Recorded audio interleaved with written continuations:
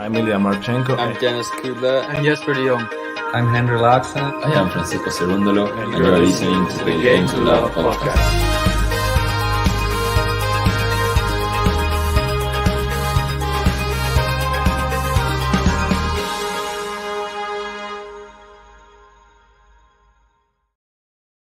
Hey, welcome back, tennis fans. Tonight we are watching or following Holger Rune versus Hugo GASTON, as we already see that Hugo GASTON is love 30 up.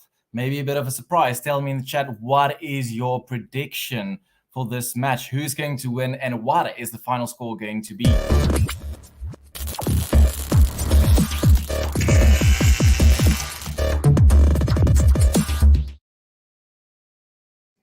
All right, we already see Ted is saying that Rune GASTON, it's going to be 4-6, 3-6, 6-3, 7-5. I assume you mean thereby that Rune is going to win this. And we have some football predictions as well, as I probably predicted. It's going to be someone like Jared is asking, is Ben doing the stream? My name is Haman. I'm doing the stream tonight. As you probably can see, I'm not in my office tonight. I usually stream from my office, but suddenly at the end, I realized I don't have my access card with me. So I'm suddenly doing this from my flat. There by the background you see over there with a very poor green screen action. As we already see love 40 up. Let's see what's going on in this match quickly. Jared, Jared, how are you doing? Hi, Snail. Nice to see you again. Old names again. As we see quickly there, a good serve there by Rune and unreturned by GASTON. We've got a prediction here, GASTON in 4. And as I'm predicting, there'll probably be a lot of people following the football or soccer, whatever you prefer to call it. King just saying, what's up, Haman? 6-4, 3-6, 5-7. Oh, you're seeing a 5-setter here for GASTON. That's very interesting. I'll tell you my prediction now. Let's just see quickly what is going on in this match right now. It's a second serve by Rune, and it's a double fault. It's a double fault by Rune, and we have a break for GASTON right up. That is surprising because I'm telling you, my prediction for this is actually that Rune will win in straight sets, and I'll tell you why now. Let's see quickly here. We've got some football predictions. Once again, Real Madrid versus Liverpool. You have 2-2 in penalties, 5-4. So as you probably might guess, I'm not going to follow the football live because my full focus will be on this match, but I'm sure some of you will follow the football live clearly with the tennis as well. That's why you're here. So tell me, keep me updated in the chat when somebody is scoring. Tell me the updated score for the football as well, as I'm sure many of us here are football fans as well. Personally, myself, I don't follow football that closely anymore. I have previously, but and the honest reason why I'm not following football any more that closely is because I'm an Arsenal fan. So I'm sure that explains everything why I'm not such a passionate fan any longer. As GASTON is now serving lefty classic, but that's a second serve fault, so you'll go for the first serve. GASTON serving and Rune with the forehand. Now GASTON with the forehand to the backhand of Rune. We've got an exchange in the middle of the court, both players playing it fairly safely. And now with Rune with the backhand down the line, approaching the net, GASTON tries to pass, but he's unsuccessful in doing that, and it's pressure up again. Love 15, GASTON serving. Jared saying, I follow football. I'm a Steelers fan. I'm actually not sure what Steelers is. Is that a term for a team that I'm unsure of? Tell me, Jared, what does Steelers mean?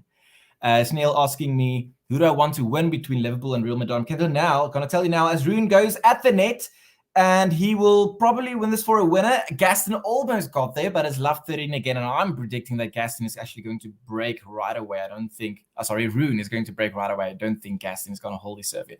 So as for the football, I'm probably going to say I hope Real Madrid win. And the honest answer why is, and it's completely unfair, and it's just because the Liverpool fans frustrated me, or they irritate me a bit because I'm jealous because I'm an Arsenal fan. So I'm probably getting Real Madrid. But to be honest with you, my opinion isn't very informed because, as I've said, I haven't really followed football in the past 3 years. Probably also as tennis took more and more time of me as I started following tennis more and therefore football less. Hey, Yaya, nice to have you in the chat again.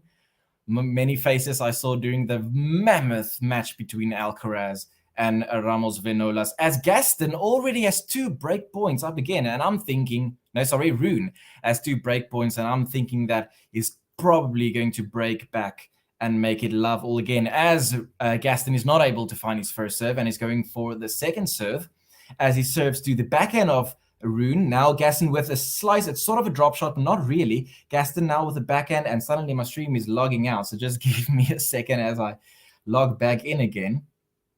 Let's see what's happening here with my stream. It's currently just showing black. And there it shows the crowd. I probably missed the point. And I see that on the scoreboard, Rune has just broken back again. And you're probably wondering, why aren't we seeing any buttons? Just give me a minute as I'm trying to find the buttons. I'm not sure where this added yet. Ben told me that he's going to create some new buttons as we go along. I think there is a Gaston one. The Rune one I'm not seeing at the moment. So let's just give it a while and hopefully I'll be able to play some buttons. Let's look. The chat is quite lovely already. Let's see. Jean, hey, Jean, nice to see you again. Jean saying my favorite South African. Well, that doesn't take much because I'm the only South African, but sure, nice to see you, Jean, again. Let's see, a streaming link. And then, yes, I forgot the Game to Love button. I do apologize for that. I'm going to just warm up a little bit to get the buttons ready that are all applicable here. Let's see, as Rune is now serving at 1-all, he goes for a big forehand to the backhand of Gaston, as what is going to be interesting once again here, as we had with the Ramos Vanolas and Carlos Alcaraz match, is the left-hand, right-hand combination. So it's always a bit tricky then to commentate. It's like backhand to forehand, but now you must, okay, wait, he's a lefty, so it's actually his backhand, etc. Let's see that Gene says that Gaston does not have a serve. I must be honest with you, I don't think Gaston has a chance to take a set here today. I'm going to go through the past results now. Quickly, I just want to see what Rune he does with this serve. Rune clips the net and it goes out and it's 15-all. I see a lot of chat here with regards to the football. Once again, Chanel asking Gene, do you support Real Madrid or Liverpool? Gene going for Liverpool, as it's currently 15-all and Rune is serving. Also tell me in the chat, are you actually then following the football whilst watching this stream, or how are you doing this? As Rune is now serving to the backhand of Gaston. Big serve, Gaston is able to get it back. Rune is in the net and it's 15-30. John saying, Harmony is one of my favorites on GTL. Oh, thank you very much. What is Rune's ceiling as a player?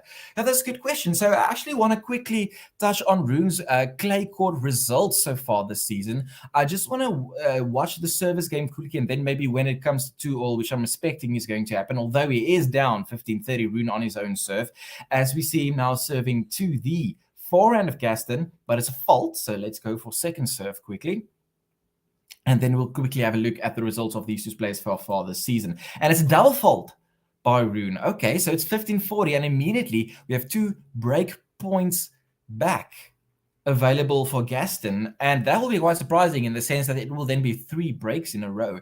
And I see when I watch the other streamers like, Ben and JG and Liam and so forth, I see that they always show the break button or broken button. I always forget to press that one. So let's say I have this button ready, and if Gaston is able to break here, and it is a second serve, I will press that button actually for the first time ever. Can you believe it? As Rune is serving now to the backhand of Gaston, but Gaston is not able to get that ball back, and it's 30-40. Gene saying Rune is so talented, he's going under the radar with the likes of Alcaraz and Sinner. I think the reason for that is that when you look at the ranking, when you are ranked low, and obviously every player, regardless of your talent or not, you in the start of your career, you are ranked low, right? So that means that you're going to face top quality players during the first few rounds of your tournament. I'm going to get back to that point now. As Rune serves, the umpire says it's out, but Rune is doubting whether that really was wide or not. Let's just see. And the umpire confirms that it is in. So let's see, is this going to be replay the point, or is the umpire, going to give the point to Rune? And it seems like it is going to be replay the point. So Rune is going to have a next first serve on 30-40, as I'm going to get back to this point now, as he serves to the forehand of Gaston. Gaston is not able to return that at all, and we're on deuce. All right, so the thing with Rune is that because you are ranked low initially in your career, you're always going to face a top player during the early rounds of your career, right? So the only way you can really break through is by causing an upset, and it will always be caused with an upset because you're facing players ranked higher than you in the start. And the player that Rune faced in the first round is Shapovalov, and as we know, Shapovalov is quite a wild card in the sense that you don't know what you're going to get. So the fact that Rune was able to beat Shapo, that means a lot for him, not only through this tournament, but also I think for future tournaments, because now we can really build up some points in this tournament, thereby increasing his ranking and thereby seed and thereby not needing to face these top quality players in the first round already. As we see Rune now Gaston is going for the slice, but it's in the net, and it's 2-1 for Rune. I'm just going to check whether there is a button for Rune at this moment. I'm scrolling, I'm not seeing one, so I'm not going to be able to play a button for him, but it is currently 2-1 for Rune as we now are on serve. So you could probably say he consolidated his break.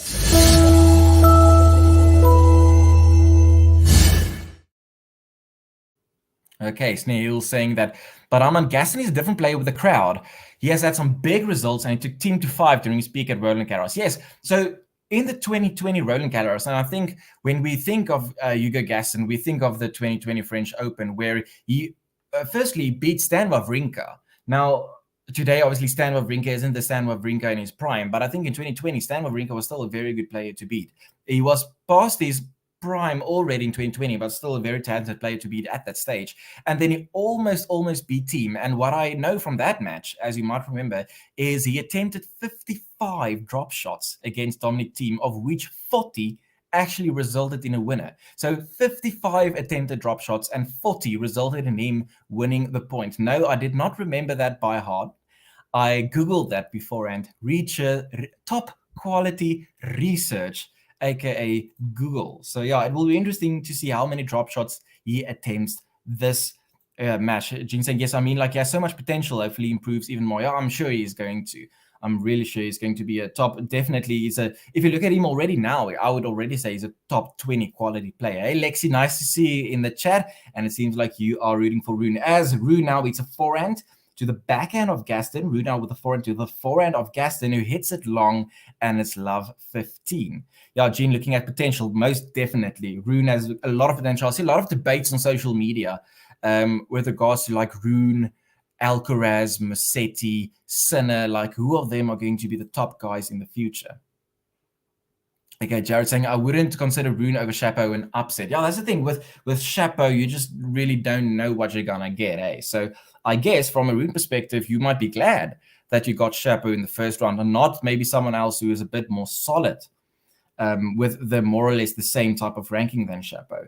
As Rune is another forehand in the net. And I must say, the areas we've seen so far from Gaston, it's not like it's almost over the net. It's like the low part of the net. It doesn't get it over the net at all. So it will be interesting to see whether he's able to elevate the ball more in future points. Yeah, Gene saying Gaston in Paris is a love story. It'll be interesting to see also what effect the crowd has on this match on Rune. But if Rune is going to dominate, the crowd really can't have anything on him. It will more like be in the tight moments, as once again, Gaston, he hits a forehand, but it's not even over halfway of the net. It's like below halfway of the net. It's very strange. And we already have 3 breakpoint opportunities now for Gaston. And it's 3 errors. It's not like for Rune. As it's a second serve now by Gaston. He doesn't get his first serve over. Let's see what he does with the second serve, as it's love 42 breakpoint opportunities for Rune. As Gaston serves to the forehand of Rune, Gaston now with a forehand to the backhand of Rune, who hits it to the backhand of Gaston, as where they both play in the middle of the court. Gaston now stepping up, and Rune slicing it with the forehands. Gaston is moving up in the court now with his forehand. He's at the net. Is he going to smash? Yes, he does smash it for a winner, as Rune is not able to capitalize on Gaston being at the net, not really going for the pass. Let's see here quickly what's going on in the chat. Snail saying Rude versus Sonico is an absolute thriller. Sonico has really stepped up his level. Yes, as far as I know, that match is currently happening right now. And as I mentioned in the chat, Rude, Gaston, once again, not finding his first serve. As I mentioned in the chat, I would have hosted this serve in my office, as I usually do, but I couldn't find my staff access card in time before the match, so I'm doing it from my flat. So that means I only have one screen at my disposal at the moment. So I will not be able to follow the Rude Sonico match on a different screen. So do keep me updated in the chat what's happening, as Rune is now hitting a backhand to the forehand of Gaston. Rune with a backhand in the net, and Gaston is now with 30-40. He will have to defend another break point, but it's looking good for Rune. I saw something about Gil Gross. Let's say Jed saying Gil Gross compared Rune's game style to Djokovic's game style. That's interesting. So the Gil Gross is like one of my idols when it comes to tennis IQ. So whatever he says, I would say that's correct. I would not even try to challenge that. As Rune is a massive forehand winner, and he breaks, and he takes the game at 3-1.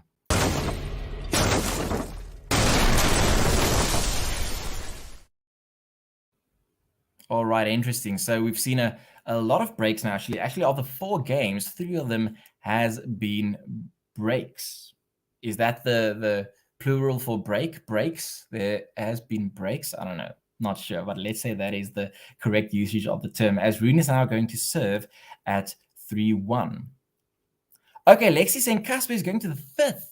That is interesting. So it's against Sonego. And would you remind me, like Casper's draw, who is he drawn against in the quarterfinals? Because for some reason, I can't remember who that would be.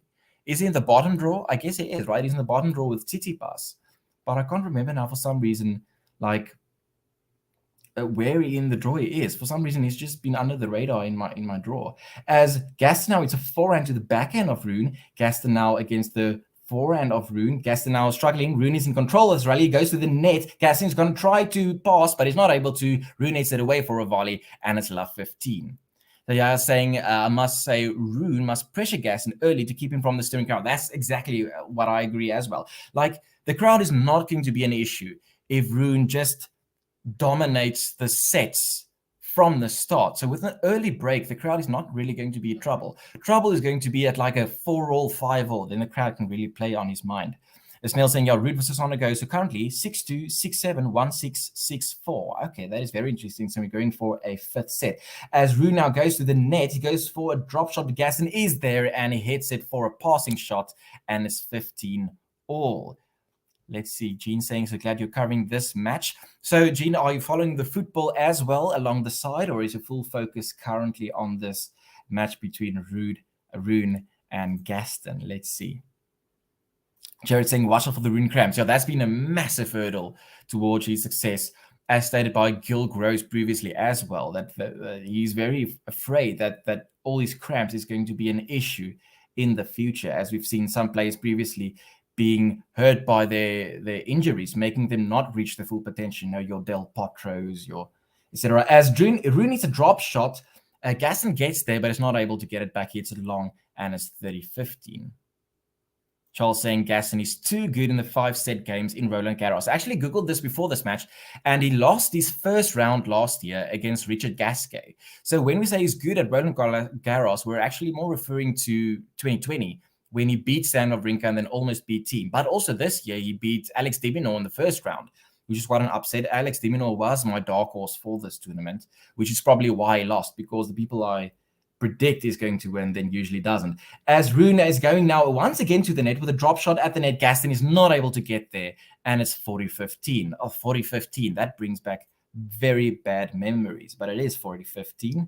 Gene saying Rude is underperformed in slams. Yeah, I mean, he's at the risk of becoming that like 250 specialist, you know, like he has, I think, 9 250 titles, but then at the Grand Slams, he hasn't done anything special. I mean, yes, he got the Masters 1000 final at Indian Wells, and I really thought that was like then a stepping stone to major tournaments, but it seems at the Slams, not yet.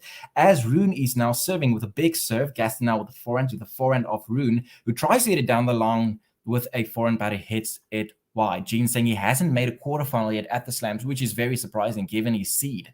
So that is very interesting. So it seems like it'll be, you know what would be a very interesting study is if, and I can see the green screen isn't going well, and it's because I don't have a green screen. I have a green screen actually at the side, but I haven't set it up in time. So I can see the background isn't going very well, the virtual background. But what would be interesting, right, if you take, let's say you take the top 10 players, and this is now very from a like empirical quantitative research perspective. You take the top 10 players, and then you make like a pie chart looking at what percentage of their points comes from the separate types of tournaments, your 250s, your 500s, and your 1000s. And I suspect that like probably more than 80% of Rude's points that he got, giving him his current ranking, actually comes from 250s, which is would be quite an interesting study. As Rune now, it's a drop shot or a backhand rather to the backhand of Gaston. Gaston now with a forehand to the backhand of Rune. Rune now with a forehand to the backhand of Gaston. Drop shot by Rune. Gaston will not get there. Okay, so the drop shot has been fairly effective, by Rune, which is surprising because I think if any one of us thought that somebody would be going for the drop shots more often, it is Hugo Gaston, but at the moment it is Rune. And I also always felt like that would be a very interesting stat to always add to the classical match stats. You know, you always have your first serve percentage and stuff like that, but drop shots attempted and what percentage of those actually led to a point that was won. That would be a very, very interesting and also relevant stat to have during the match because it gives an indication of the player's mindset and also gives an indication the success of it will influence how many times they will attempt to do it further along the match. They are saying spot on. I'm talking so fast. I think that I'm very unsure what you refer to there, as I've said so many things now the past 5 minutes. But I'm glad you agree to whatever I said. Let's see what's going on. Okay, a lot of chat messages coming in here, which is a surprise to me. I was thinking a lot of people would follow the football. But tell me in the chat, are you following both the football and the tennis? Or are you just following the tennis? They are saying Rune and Alcaraz both 19 years old. Yeah, that's very young. Rune saying yes. Gene saying Rune has 8 clay 250 titles. Okay, is that the only titles he has? Is it only 8 titles and all of them are clay, or does he have another title elsewhere? I assume that's then only 8. I had 9 in my head, but I guess I was wrong. Maybe the reason I thought 9 is he was going for his 9th at Indian Wells. As Gaston now went for the drop shot. Rune got there, but now there's a lob. Oh, Rune is going for the tweener, but is not able to get there in time. And it's 15 love for Gaston. Hey, Almenio, nice to see you in the chat. I saw you were part of the battle yesterday when when JG and Ben had this battle of where they try to see who can get the most likes on their videos, which was quite interesting. And I saw you were willing to take your like away on JG's video, which was funny to watch. Gene confirming here. So Casper does have 1 hardcore title. Okay, so I was correct with my 9. So in other words, he has 8 clay court titles of 250s and 1 hardcore title. And I assume that hardcore title was also a 250. Am I right in saying that? As Rune hits a forehand to the backhand of Gaston, who hits it wide. And it's 15-30 for Gaston. And it seems like the bakery might be open for business tonight.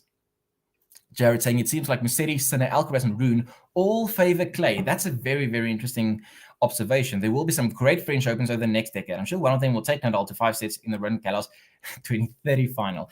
That's a very interesting observation, right? Because what makes it then also interesting is the opposite of that statement, which is that none of the young players seem to be good on grass, right?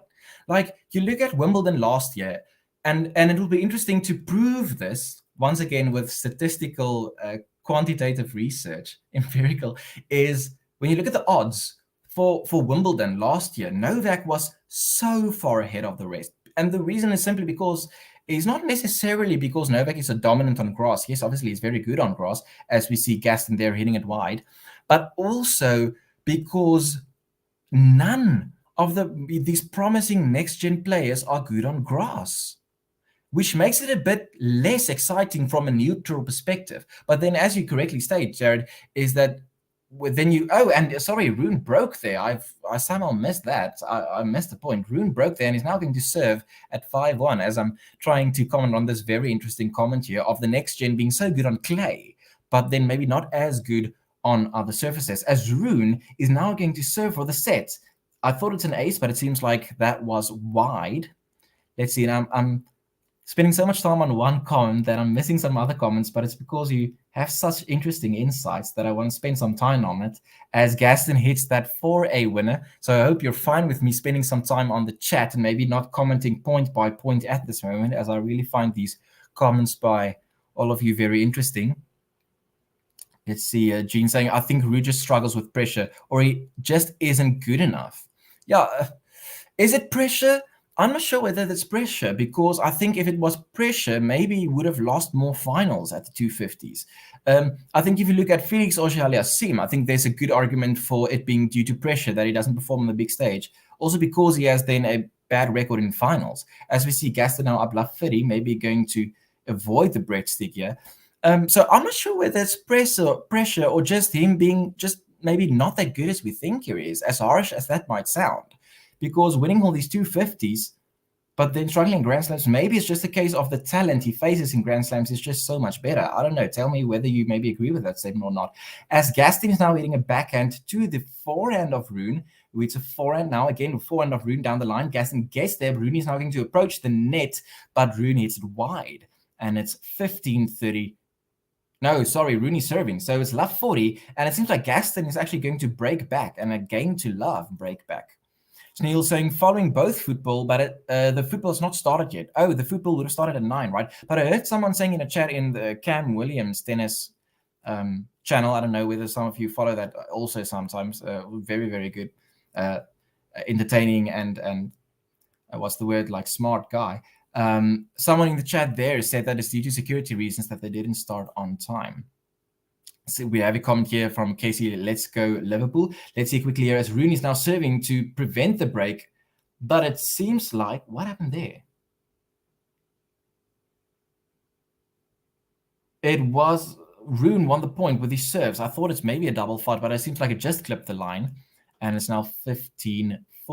King of just saying, Rude won the Jacksonville title against Norrie. That's a hard court tournament win. Yes, okay, so it's 8 clay court tournaments and 9. Here we have Alminio commenting on the rivalry that they had with the likes. I trolled JG a bit, so I probably should stop. No, I think with all the trolling that JG gives Ben, I think JG is up for some trolling in return. Gene saying, yes, I'm on. Sorry, once again, I'm a bit behind with the chats because I stay so long in one comment that I'm not sure what you're referring to here, but cool, great you agree. Sneil saying, I think Felix is great on grass. Yeah, we saw Felix beating Federer at the Halle tournament last year, and that was quite a impressive result. So it could be, yeah, that Felix is actually very good on grass. And he beat against Zverev, right, at Wimbledon last year. That being said, Zverev played horribly during that match. And then who did Felix lose against? I think it's against Hurkacz.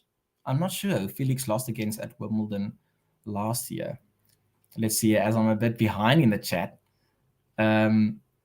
Okay, let's see. As Gaston is going to try to break back here, I'm just going to try to get in touch with the chat so I get a... Okay, so Rude has 5 semifinals, Masters on clay. Isn't there a Rune button? There is one on the way.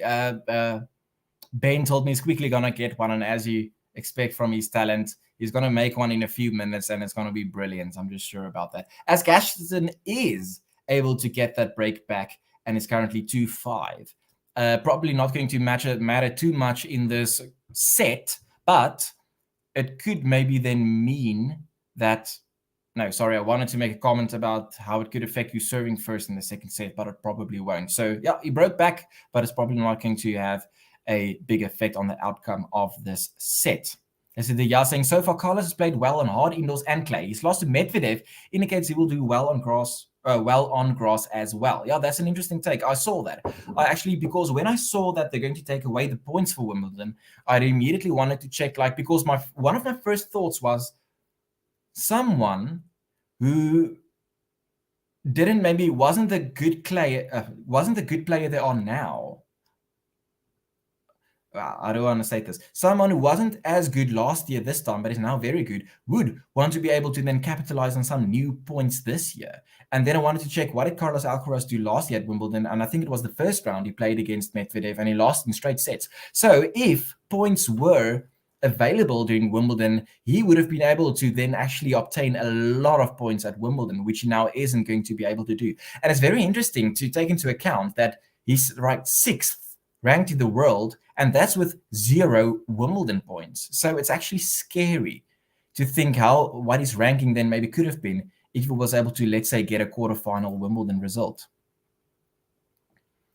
All right, let's see what's going on. So Jared saying, Chapeau, Felix, Hurkacz are all solid on grass. I wouldn't say they're next-gen guys anymore.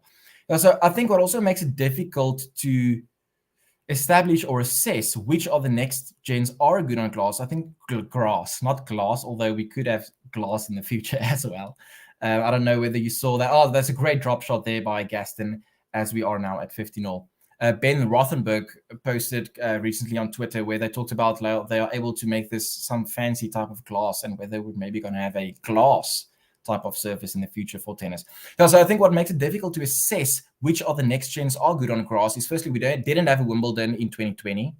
So they missed out on an opportunity there to prove themselves. But also, grass season is so short, so it's also then just difficult, like overall, to determine who's good on grass because they only have 2 tournaments to prove themselves, right? Okay, Sam asking, hey Sam, how are you doing? Who do you have winning the battle of the redheads, being Rublev and Sinner? That's a very good question because I remember in my first stream, when was that? Was that Rome? I think it was the Rome tournament. Someone asked me whether Rublev has a chance in this tournament. I just want to quickly comment on this point so we follow the match more or less. As Rune is now serving with a big forehand now to the backhand of Gaston. Gaston now with the backhand to the forehand of Rune, who goes to the line. Gaston gets there with a slice. Rune now with the backhand to the forehand of Gaston, who goes for a forehand slice. Never a good option in my opinion. Now Rune with the forehand to the backhand of Gaston. Is a quite long rally here. Gaston now with the forehand to the backhand of Rune. It's a great backhand cross court, but Gaston gets there. Gaston is going to try and pass. Rune got to the net, but he was not able to. And Rune gets that point, and we're on 30 all. So someone asked me whether, and that was during Rome, whether Rublev has a chance during French Open. And my response that yes, I actually have him, I think it was 5th, yeah, in my power rankings, 5th, being, and those being ahead of him being your Djokovic, Nadal, and Alcaraz in no specific order, and then Tsitsipas 4th, and then I actually had Rublev 5th. And then I actually said in that stream that most people will probably have Sinner at 5 and not Rublev. So I admitted that my opinion is probably not going to be the opinion of the majority. Most people have Sinner above Rublev in the power rankings, and I can see why. But for some reason, I just feel that Rublev is, for me, the favorite. And the reason probably is that I feel like Rublev has that X factor, that's something extra to give. And Sinner, maybe you could argue being a bit more one-dimensional, but you could then also argue, and therefore maybe more consistent and reliable. So it's difficult, and I really believe it could go either way. And I could see why the public would say rather Sinner, but I have actually Rublev going through in that encounter. And it's interesting that they actually face each other in this tournament, as a lot of people have a debate between these two. As Gaston is now serving at 40-30, he misses his first serve, and he'll try to hold to at least then make it only 1 break ahead at 5-3. Let's see, once again, I'm a bit behind in the chat. I will catch up sooner or later, but you keep on making these interesting insight comments and questions that it's difficult to skip some of the comments that you're making because all of them are so interesting that I want to delve deeper into them. Let's see quickly. Where am I now with the chat? I'm so behind. Let's see. Medvedev has yet to break through at Wimbledon. He has a harder time returning way back on the grass court. Yeah, so unfortunately, also we won't see him playing at Wimbledon this year. So I actually, during the Australian Open, I've put money on Medvedev to win Wimbledon because it was like times 10, the money that you can win. But now, unfortunately, I lost that money due to him not being able to participate. But it would have been interesting to see him, how he does there. As I would expect him to not do that bad there, as he has a good record at your fast hard court services, your Shanghai's, your Cincinnati, etc. That I feel like he shouldn't do that bad on grass. But as you stated, he has a harder time returning way back on a grass court. And yeah, as you say, on clay, you are allowed, due to the play of it, to stay more back on the court. Okay, Ben saying Holger Rune button completed and uploaded, and I'm sure all of us can't wait to hear it. I'm not going to play it now after Gaston won it, but let's see. Rune is now serving for the set, and if he is successful in doing that, we'll definitely be looking at how the Rune button sounds. And Ben saying, sorry, it's a bit late, but we know that it's going to be extremely high quality, no pressure. So we're all looking forward in hearing that. Okay, Gene saying, yeah, Haman, I generally just think he faces better opposition. Okay, so I think this refers to where we talked about why Casper Ruud is not achieving the success at Grand Slam level that he does at 250 level. So I generally think he just faces better opposition in the slams because in the 250s, not many top players kind of play similar to Rublev in that sense. I 100% agree. So I don't think it's a case of pressure getting to him. I think it's just a case of the players that he faces in 250s are not the quality of the players. And I think it also is supported by the fact that with the 250s, he's always the favorite to win. And with the Grand Slams, because he rarely, in the 250s, he rarely faces players that are ranked higher than him. And with the Grand Slams, obviously that is going to happen. All right, let's say, okay, Schneel asking, there also must be a Gaston button. There is one, actually. I've just been so preoccupied with the chat.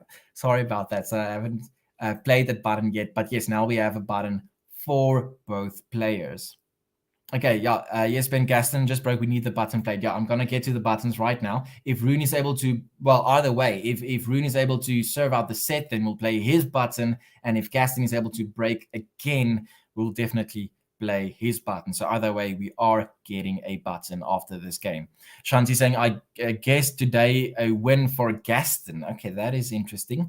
Jean saying, Felix is the best one. He could win Wimbledon someday. Yep, I agree with that. I think he has the serve, for example. Not only the serve, but I think the serve is one of the big reasons he is able, and also very, very good movement that he might be able. And I think that when he got against Federer will also serve as a big confidence boost. I still remember just Federer was struggling to keep up with the pace that Felix was able to provide in that match.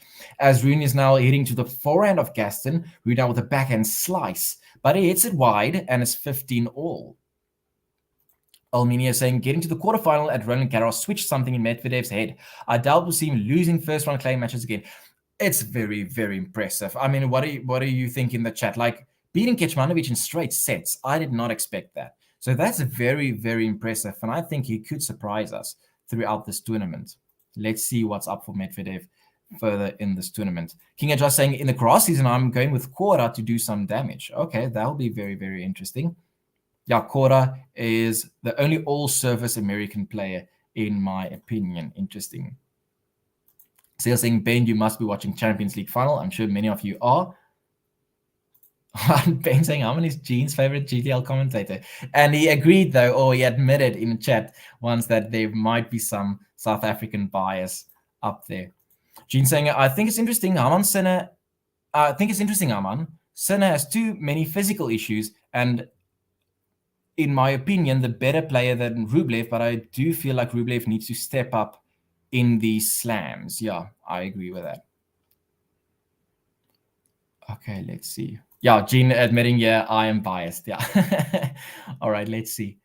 Korda played well, but Carlos did a bang-up job consistently pressuring him for the entire match. Unfortunately, I didn't see that match.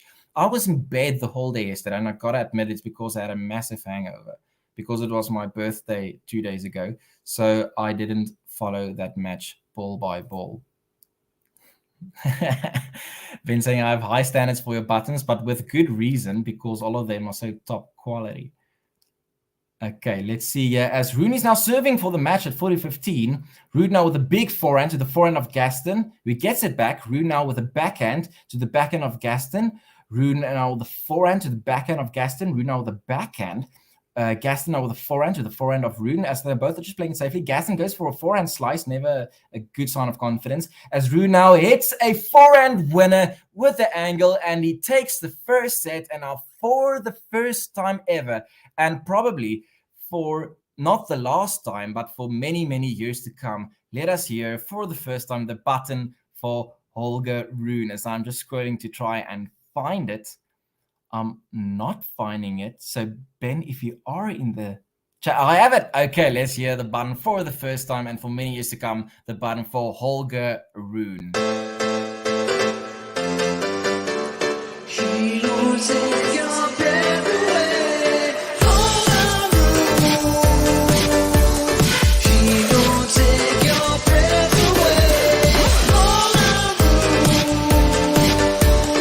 Then I get in his way. She don't take your breath away. I love it. It's so cool. It's so catchy. Well done, Ben. Everybody in the chat, give a congratulations to Ben. Also, remember to hit the like button on this video, even if it's just for that button. I like it. It's catchy. There's no rhyming going on, unless I missed it. But but as for the song itself, I like it. And well done with the vocals, by the way, because I can hear it's not like one layer. You actually doubled your vocals on that as well, which is some quality production up there, right? Well done. It's like, what is that producer that generates all this number one hits. His name is, I can't remember, but he did like Baby One More Time for Britney Spears, and he's like known for producing all these number one hits. Anyway, interesting fact, but I need to get up to date with the chat because I'm so behind on the chat. But I want to tell an interesting fact about that producer as soon as I remember his name, but I remember a fact about him. Okay, let's see. I've been saying hit the like button. So remember, if you are live joining this, hit the like button for this video. And let's see where we can go with the quantity of likes. Okay, let's see here with the chat. I feel like Rune and Alcaraz. Oh, that's Ben. I feel like Rune and Alcaraz could do well at Wimbledon. Yes, definitely. It'll be interesting to see how the next gen can do this year at Wimbledon. I'm always looking forward to that. And then that classic Wimbledon tune. I don't know whether they play the tune in all countries, but it's that doo, doop, da-da, and then you're like, it's Wimbledon time, and then it's just happy vibes. Jared saying, is Gene South African? Yes, he is, and I'm South African as well. Okay, Ben confirming that GTL will be doing a quarterfinal prediction video. So make sure that you subscribe to the channel if you have not already, to make sure that you are kept up to date with all the latest uploads by the Game to Love Tennis podcast. So you're saying happy belated birthday. Thank you very much, there. I appreciate that. Elminia also, thank you very much. I'm getting too old for this thing, but it was a good day. Okay, let's see quickly. Gene saying, I must admit Medi is doing very well. I think he'll have a similar career at Roland Garros to, for example, Cilic, who made 2 quarterfinals at Roland Garros, or Sampras, who made a semifinal. Yeah, that is interesting, where you see players who you maybe would not expect to make it that far, but then they don't do bad. It's not like they lose second round or third round. They actually make it quite far. As you stated, for example, Cilic doing actually very well in Roland Garros previous year. I know he faced Federer at one point, and that was actually not one point, it was last year. And he actually took it to 4 sets. So yeah, he's a good clay court player. Let's see, I missed some of the chat here. Yeah, they are saying, I like the Holger Rune button. Yeah, it's very catchy. I will have to play it a few times to like get in the groove, but I like the vibe of it a lot. Holger Rune. All right, let's see.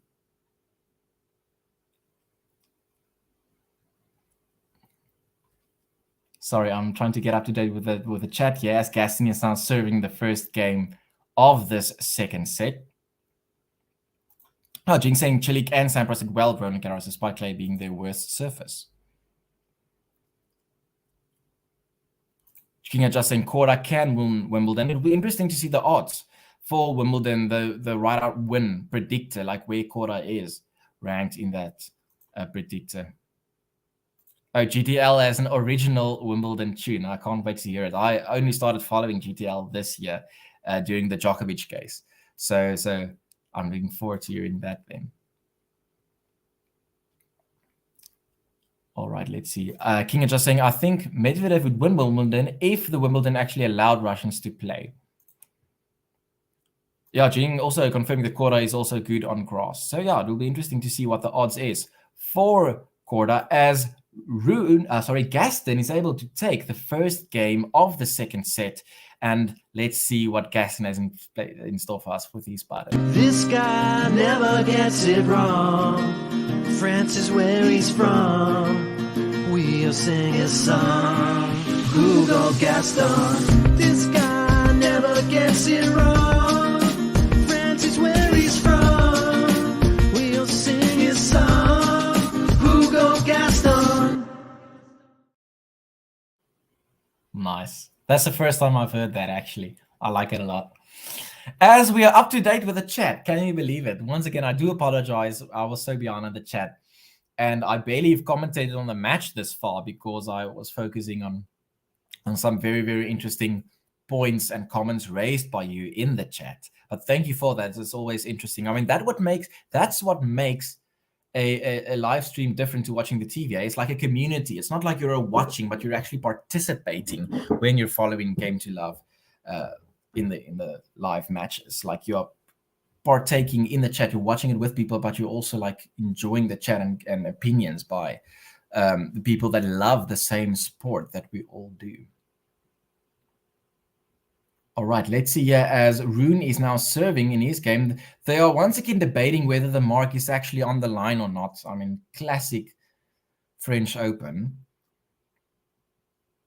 As they're now debating, like, did the ball touch the line or not? But it seems like Gaston is accepting the call by the umpire. And it's now a 30 love for Rune. Okay, let's see. Rune now serving here at 30 love. Its first serve is fault. Tell me in the chat, what is happening in the Rude match? Rude Sonago, you told me in the start of this match there in the 5th set, what is happening over there? As Rune is now serving and Gaston now going with a forehand and he's approaching, but is now retreating back to the court. Rune now with a drop shot slice. Gaston gets there with a drop shot of his own. That is impressive. So that is a point for Gaston. So Rune went with a drop shot, but Gaston then not only got there, but replied with a drop shot of his own. And Rune was not able to get there with a drop shot response.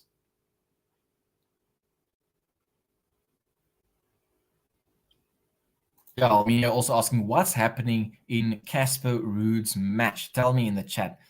Oh, Gene saying Ruud 5-2 in the 5th set. That's a bit disappointing from a neutral perspective, I guess. It looked like it could be very, very tight, but it seems like he's running away with the first set, of the 5th set, rather, and therefore with the match. Tell me then also in the chat, who is Casper Ruud then poised to face next in the next round, if he's able to put that match away? As Gaston hits that for a winner, and we're on 30 all, and the crowd, as you might expect, is trying to get involved and get that boost, provide that boost to Gaston, and then maybe try to make Rune feel a bit of pressure here at 30 all in his first game that he's trying to serve out.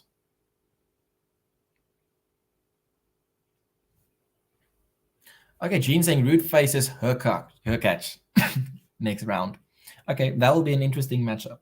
As Rune now serves, and it's a backhand return by Gaston. Rune now with a big forehand. Gaston's able to get there. Is that in? It's going to be in. Rune goes for the smash, and Gaston is not able to get that smash back. And Rune's now up 40-30. All right. And the football, has that started? I assume that's... I assume nothing has happened in that match yet. I mean, it's football, so nothing would happen. I must say that's also one of the reasons I stopped following football. Is like there's been too many matches where I watch and then just nothing happens. But it's ironic because I do love watching cricket, and if there's one sport where nothing happens for long periods of time, it probably is cricket. So that's not a fair assessment of me. As Rune now goes for the drop shot, Gaston once again is able to get there very easily. He puts that away for the winner, and we are at deuce. Okay, so Neil confirming that football has started and it is currently 0 all. Well, at least it is a final, so we won't end with a draw because there will be a winner. So whether that's with a penalty shootout or somebody winning, at least we will get a result from that match. Jared asking, are Hurkacz and Medi clay court players now? Yeah, strange, very, very strange. I actually expected Opelka to do better in this tournament than he did. I was surprised that he lost so early. But it seems like Opelka, unfortunately, wasn't able to progress very far in this tournament. As Rune now was able to win that point in advantage, and he'll be looking to make it equal at 1 all. Gene confirming, yes, I love watching the Proteas. So for those of you that maybe don't follow cricket, it's a sport we watch in South Africa, and the Proteas is the name of our national cricket team. But at the moment, the cricket that is happening is called the IPL, the Indian Premier League. So then it's like clubs, similar to how you have your English Premier League, like your clubs. So similarly, they are like clubs in cricket, if you will, in a league held in India. So none of the national teams are playing cricket at the moment. They are saying, keep that crowd quiet, Holger. Yeah, because as soon as Gaston gets a sniff in a set, then the crowd is really going to try to get involved. But as long as Rune at least keeps the lead in each set respectively, then the crowd would not be such an issue. As Rune is now serving to take the first game, Gaston now with the backhand, Rune with the forehand to the forehand of Gaston, goes for a slice, is in. Rune now with the forehand, Gaston by backhand in the net, and Rune takes the first game, and he seems very relieved that he's able to get the first game on the board, trying to quiet the crowd, as the Yaya is trying to say, or is saying rather, sorry. And there's one game all in the second set. Yeah, Jared saying, as an American, Opelka is very, very disappointing at the moment. I can understand why that's very disappointing. He looks so good. There was this US clay tournament in the beginning of the clay season, right, where he and Isner played in the final. I actually watched that match. I know it was like a big like joke on Twitter, like how boring that match will be with the serve bots, but I actually like that. Ironically enough, I would watch a clay like a serve bot match rather than two base nihilists just waiting for each other to make an error. So I actually liked that match. It was interesting to watch, and Opelka was able to win that match. And yeah, I liked watching that match. And I was thinking that maybe you can take some form of that match into the other clay tournaments as well, but unfortunately, not really to be. Sean saying, is Medvedev the fastest super tall player ever? I think there is argument for that. Yes, I think so. I think it's quite surprising to see how fast he is given his length. Let's see. Okay, let's see. Gaston, you're going for a forehand down the line. Rune is able to get there. Rune with a drop, slice. Oh, and that's a brilliant forehand down the line by Rune, and it is 15 all.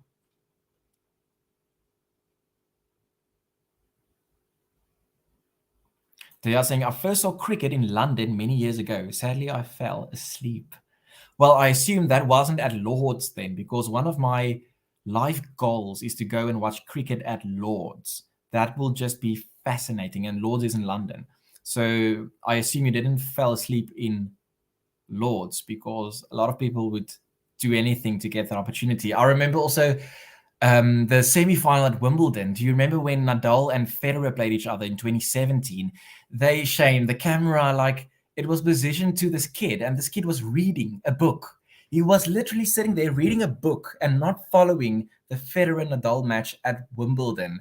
And everybody on Twitter and the commentators were like, does this kid not know how privileged he is to have a ticket for this match? And if so many people would do anything to be there, and this kid is sitting there and read the book. And I was like, shame. I mean, the kid didn't ask to be there. He's enjoying his book. So I felt like shame that kid, poor kid. I mean, it's yeah.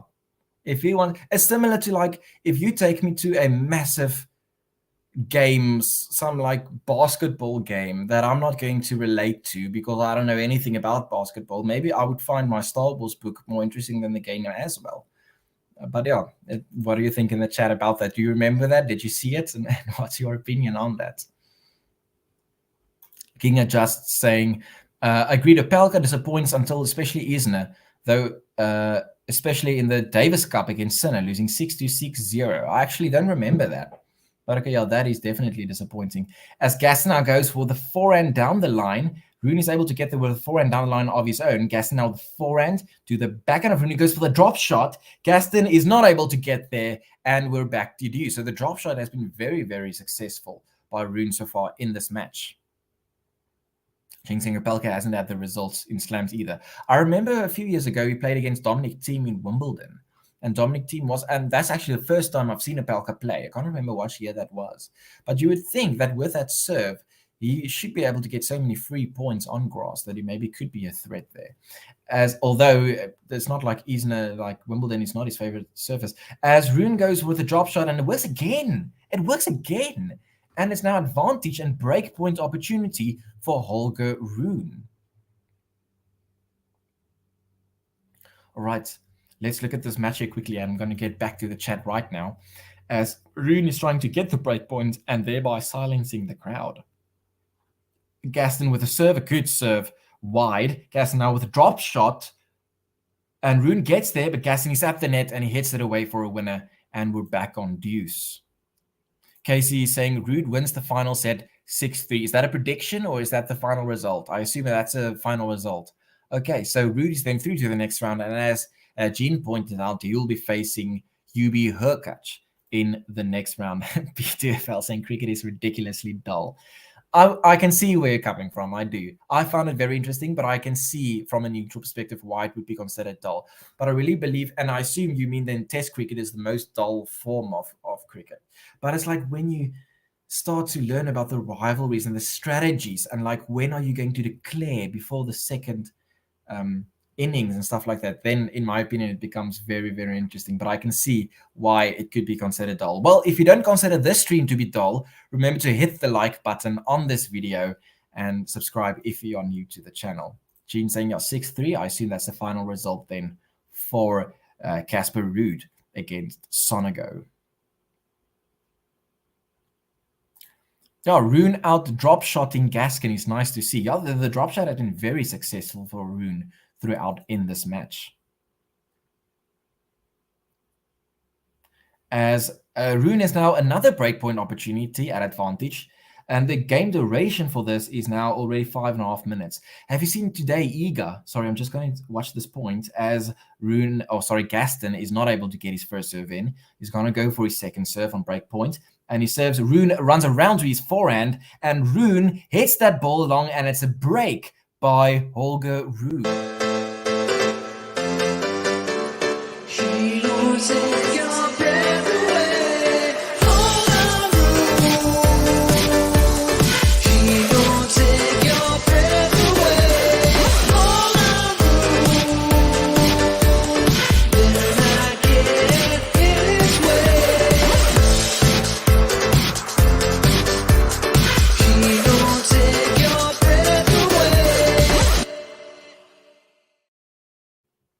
That's great. I love it. I get like a Mika or Micah. I'm not sure how you pronounce it. You sang case. What's the I can't pronounce either the name of the song or his name. But yeah, good vibes. Let's see. King Adjust saying, I would do almost anything to watch Federer versus Nadal at Wimbledon. That would be awesome. I couldn't imagine looking at a book for a second, watching a match of that level. Yeah, and that's the thing. From a fan perspective, I can understand why you would think that's just disgraceful reading a book. But then you must also understand from someone's perspective, who obviously he was dragged there by his parents, who are fans, I assume, and he couldn't care less who they are. And similarly, I guess when I go to a sport that I don't know anything about, I wouldn't also not care less about who the players are. Especially like, come on, if you're 10 years old, you're not really going to appreciate what it actually means to be there. And Shane, imagine he's like a massive fan in 15 years' time, and he sees that you watched or you read a book at that match. It's like hearing today that you were at, let's say, the Sampras versus Federer match in 2001, and you read a book while sitting there. But yeah, it's an interesting take that was there. So tell me, King Adjust, have you been to a live tennis match before? Or is that maybe something you wish you can maybe do in the future? So I saw Federer for the first time in 2017. I watched him at the Shanghai in 2017, and I was lucky enough to see him playing Nadal in the final, which was great from a Federer fan perspective, as he beat Nadal convincingly in this match. He had trouble against Del Potro in the semifinals in the tournament. That was stressful, but then the final he won quite comfortably.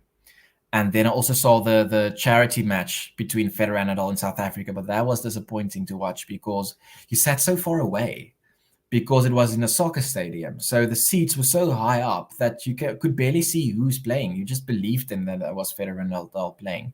And being a charity match, also there wasn't really a lot of like match play grittiness involved there. So it was more like an exhibition. So yeah, it was a good vibe, but it wasn't really tennis as we know it. As Gaston goes for a drop shot, but Rune is able to get there and he pushes it away for a winner. And it's 30-love. Yeah, so I was saying when you get deep into cricket, only then it's interesting. Yeah, so the more you learn about the players and the stats and the strategies, as I guess is the case with any sport, it becomes more and more interesting. Gene saying, well, for me, cricket is pretty interesting because you see what strategies the bowlers use. Yeah, the strategies are so interesting. And sometimes I feel with tennis, and I don't want to downplay tennis, but sometimes when you watch, and then it's like the commentating, they would say like, and I mean not the commentating on GTL, which is all of them are obviously brilliant, but on television they would say like, yeah, he's going for his shots. aggressive play there. And I'm like, really, is that the most interesting strategies you can talk about? But then with cricket, it's so complex, the strategies that you need to use, because there are so many aspects involved with it.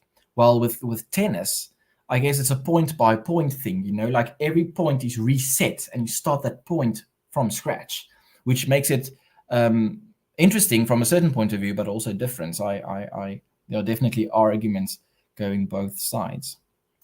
John asking, interesting question here, as Rune is now serving out for the match. Backhand to the forehand of Gaston, but Rune getting there. Gaston now with a backhand, cross-court backhand winner by Gaston, and it's 40-30. All right, guys, which forehand would you want for your career? Nadal, Federer, Gonzalez, Del Potro, Rublev, Tsitsipas, or Alcaraz? So my answer is Gonzalez. Tell me in the chat, whose would you choose? I think that there's an argument for all of them. Like Nadal with the top spin forehand especially on a clay court. Federer, obviously, during his prime, especially with that forehand, is just insane. Gonzalez, I feel just with his power. Del Potro also power. And then maybe the rest mentioned there is maybe on a tire a bit lower than the others mentioned. Okay, they are saying Federer without question. Jared saying Gonzalez. Okay, interesting. Yeah, so I haven't seen the answers before I gave my answer. So my answer is Gonzalez. As Rune is able to serve out that game, and that means that it is 3-1 for Holger Rune. She don't take your breath away. Holger Rune. She don't take your breath away. Holger Rune. Better not get in his way. She don't take your breath away.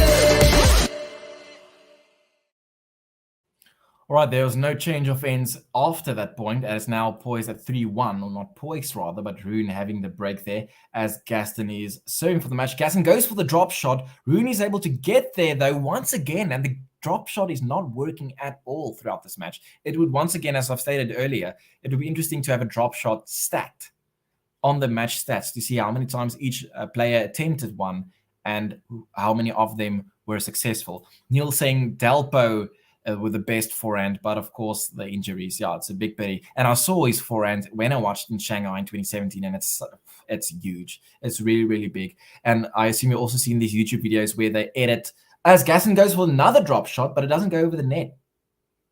Once again, failed attempt for a drop shot.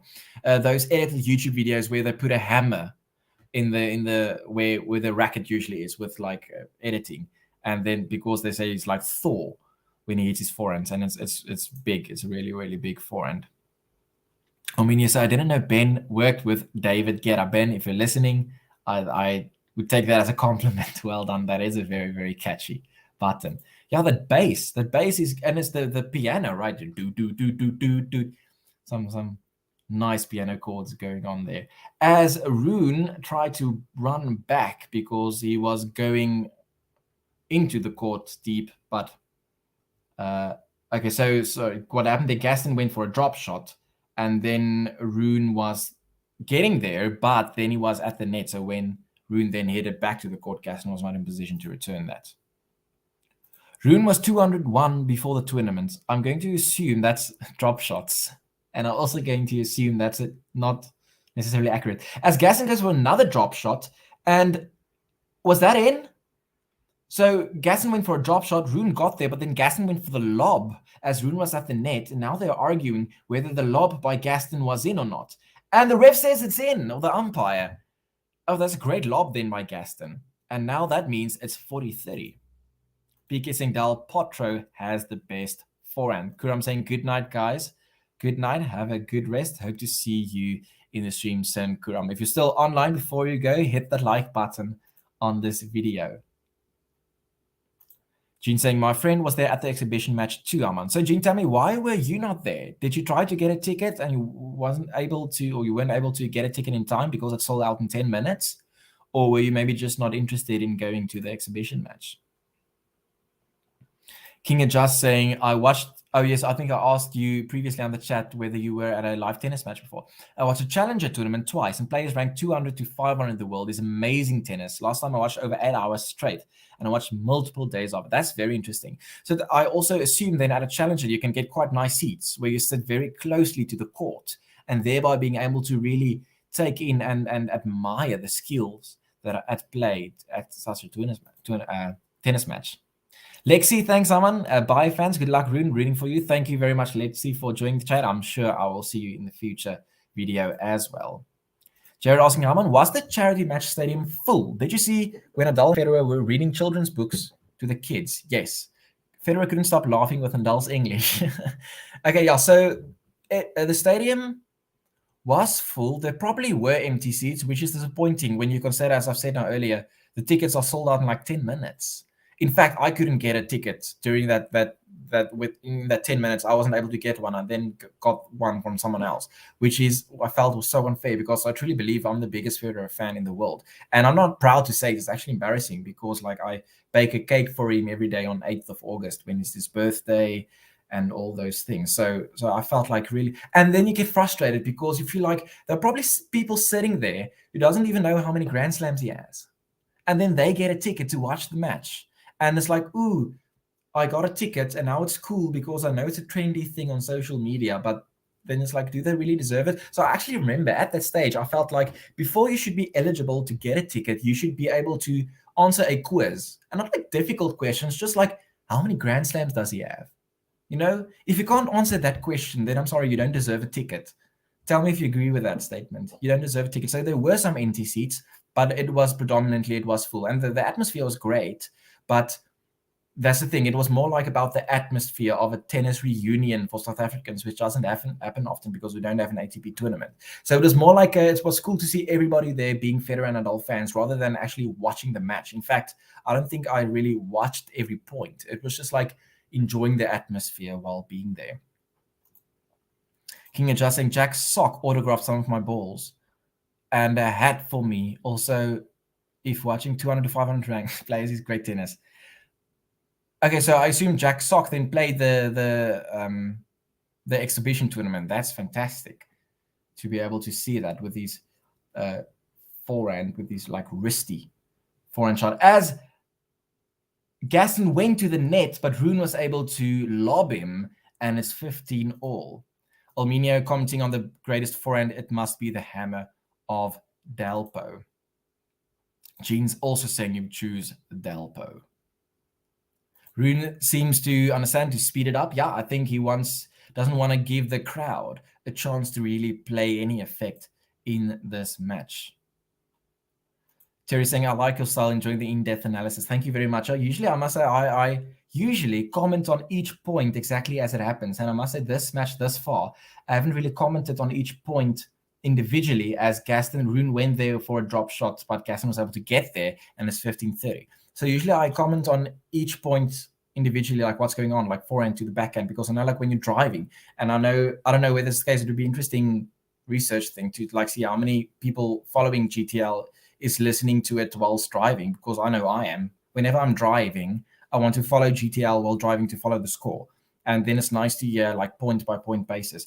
But the thing is, the chat tonight is so interesting that I participate in the chat, and then it's difficult to focus on the match itself. As the crowd is now trying to get involved here, as Rune is now 15-30 on his serve, and Gaston is indicating to the crowd, come on, get involved, get involved. And the crowd is doing exactly that. King Adjust saying, I watched 5 singles matches and doubles match at that tournament. That's where was it in America, the tournament that you watched there with Jack Sock? Terry, nice to see you in the chat.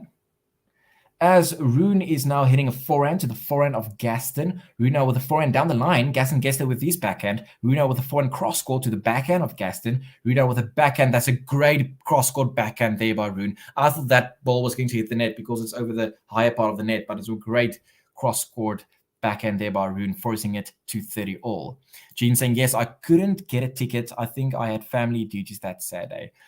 To be honest, I don't think you missed that much. Like it was fun vibes and all, but as for the tennis itself, it wasn't that great. Did you then follow it on the TV? Because I must say, if I didn't get a ticket, then I would feel too sour to watch it on the TV. I would just then not watch it at all and pretend like it never happened.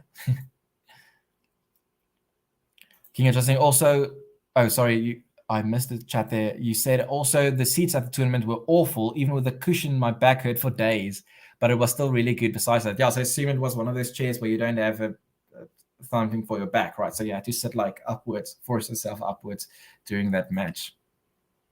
Yeah, saying I've seen both Roger and Rafael, absolute beasts. Tell me, Dejaya, where did you see them play? And was it against them, each other, or was it like separate matches where you saw them both play?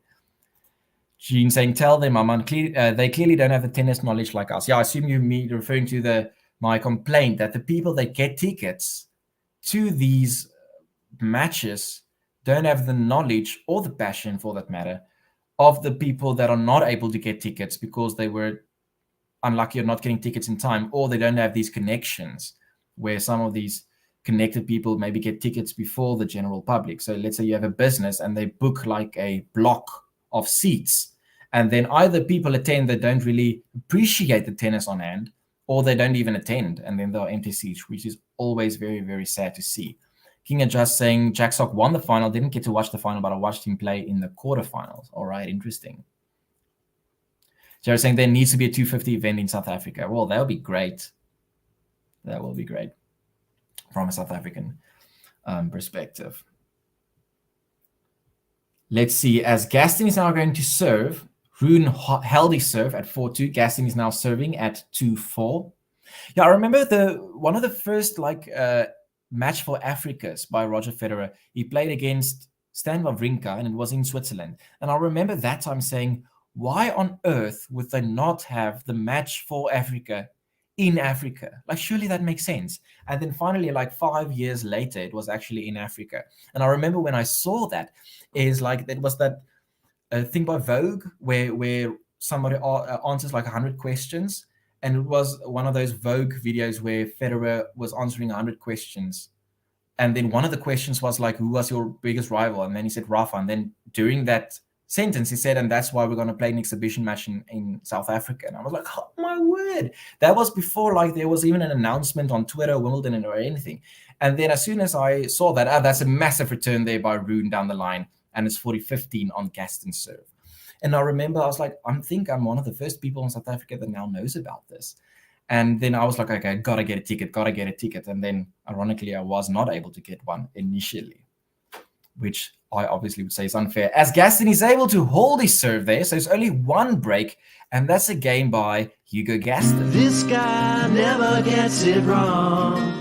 France is where he's from. We'll sing his song. Hugo Gaston. This guy never gets it wrong. France is where he's from. We'll sing his song. Hugo Gaston. Nice. Like it a lot.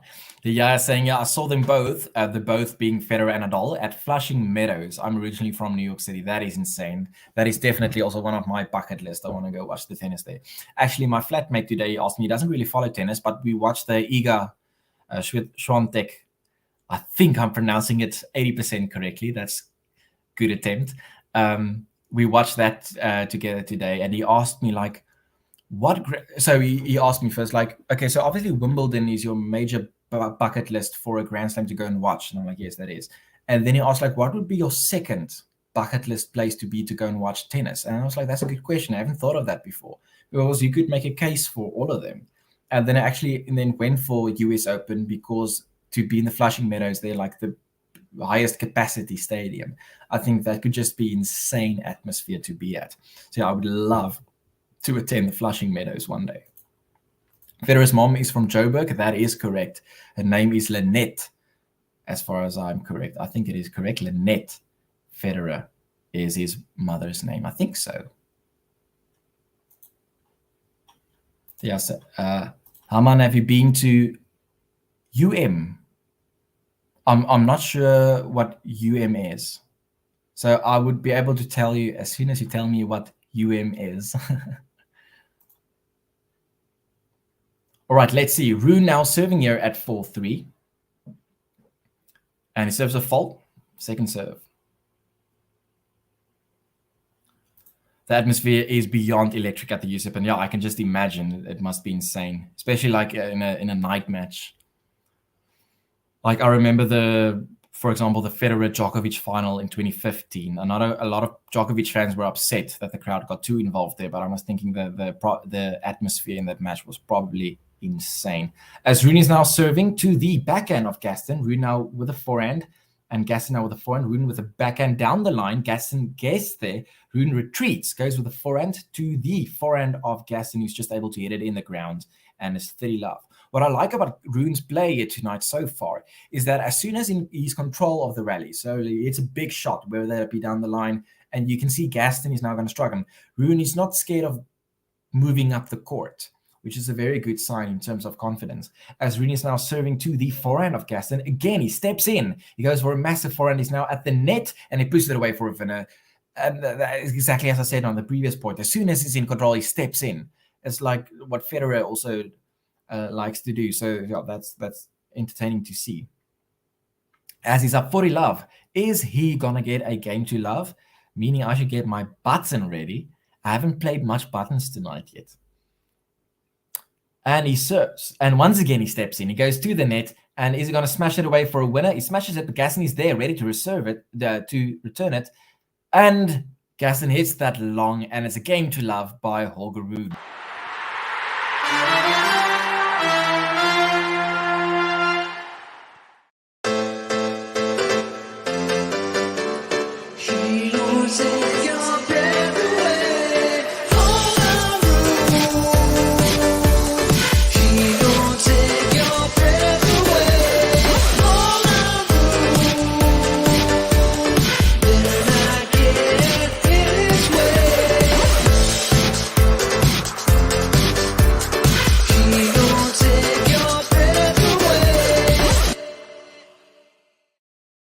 And Gaston is now serving to stay in the set at 5-3 as he hits his backhand cross court to the forehand of Rune. Gaston hits a drop shot, but Rune gets there plenty of time, and he hits it away for a winner. Tell me, what's the football score? Is it still a 0-all?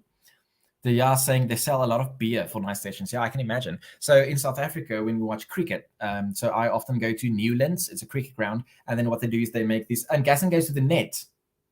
And I couldn't see what happened there. I think Rune just did a passing shot when Gaston went to the net after his serve and volley. Is that correct? Yes, that's correct. So then at Newlands, they make these, like they put all these beers, the empty beer containers together, and it makes like a worm, if you can call it that, which is always quite fun. And Gaston now serves, and Rune is unable to return that. And the score is 15-30.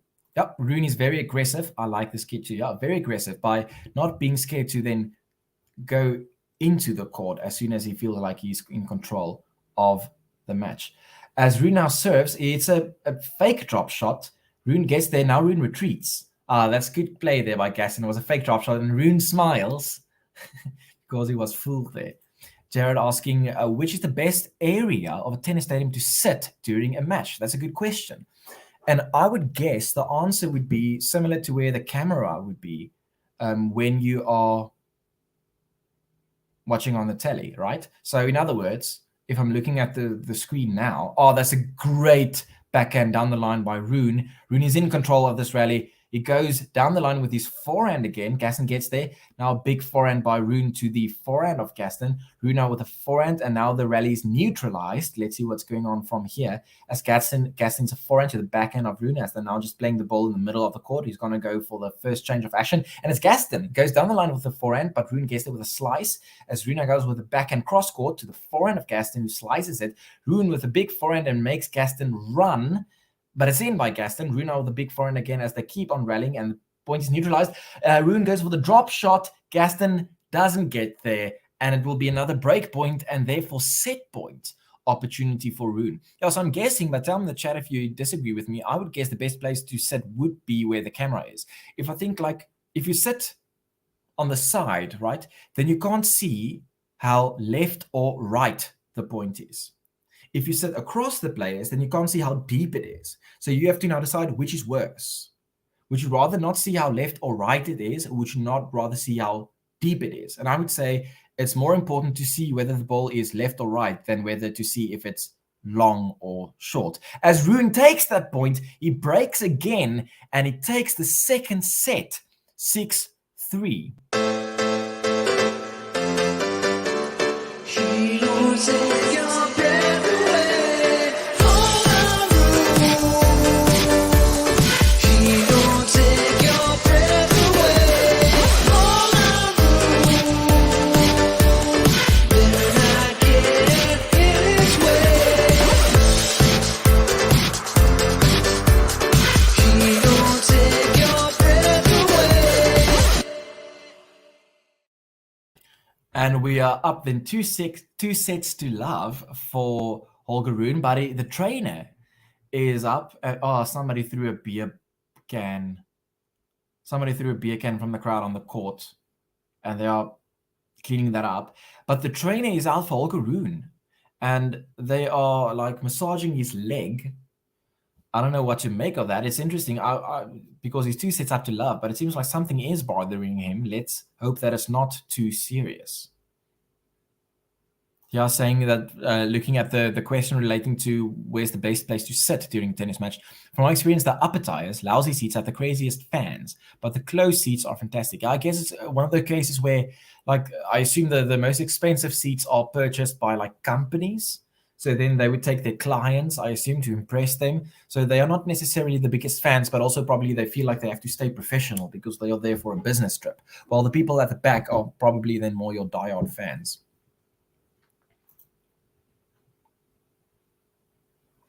Gene asking, is it cramps again? Yeah, I'm not sure. So actually, I'm watching this match on mute because, as I've stated earlier, I usually would watch the match in my office where I have multiple screens. But now I'm only with my laptop and my flat because like 15 minutes before the match started, I realized I don't have my access card to the building. So I'm watching the match on my iPad, but that means I have to choose between the audio of this GTL stream or the audio of the match.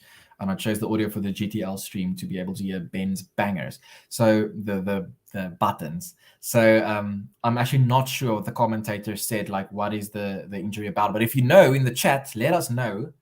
Did the commentators maybe mention what is up with Rune's injury there?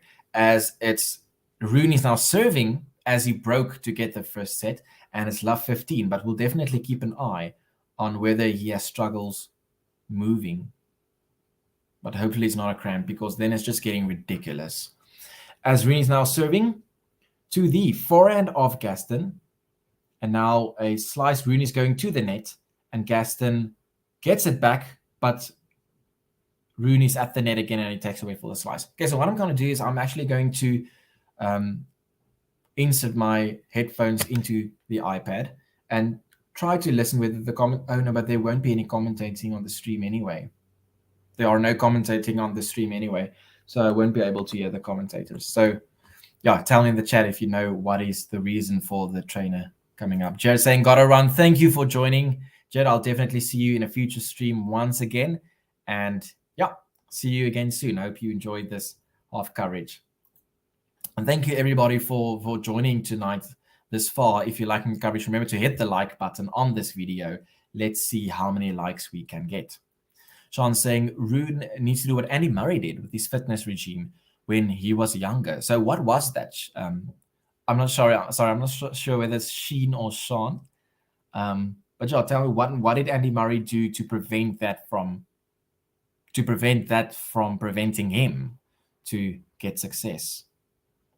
As it's now 15:30 for Rune, and I must say I'm going to worry if Gaston is able to break here, because then it could mean that injury is something maybe serious. That's a beautiful backhand down the line by Rune. That was beautiful. It was like he didn't hit it hard. He just placed his racket and timed it perfectly to make it deflect the ball down the line. Yeah, that was beautiful. As backhand went down the line and we're on 30 all. Rune serving. Fault, second serve.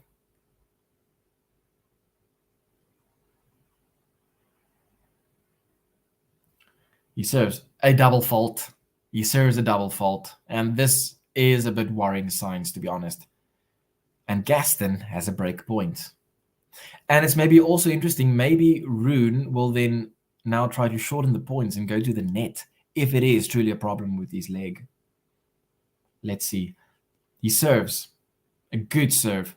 He then goes to the net and it's a cross court. Is it a winner? It's not a winner. Gaston is able to get that back, but Rune is now going to smash at the net. He's probably going to get it for a winner, and he does, and it's deuce.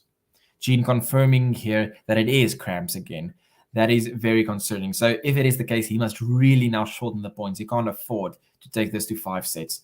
He will then have to shorten the points. He will have to have a big serve and go to the net, probably serve and volley often. And probably he will also go for a lot of drop shots, as it firstly has been successful this far, but also just to shorten the points. He can't really afford to get into any rallies at all. So thanks for the update there, Gene. As Rune now does not find his first serve, it will be second serve at deuce in the first game.